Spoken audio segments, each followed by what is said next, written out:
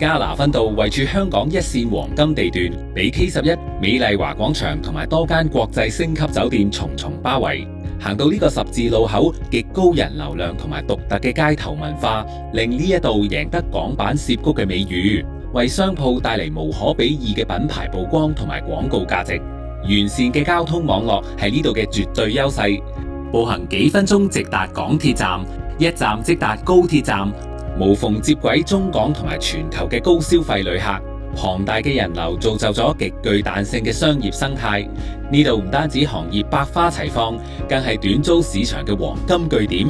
每逢聖誕新年，呢度都會出現銷售節慶用品嘅短租鋪頭。靈活嘅短租模式大幅降低咗空置期，仲可以喺旺季為業主創造可觀嘅日價租金。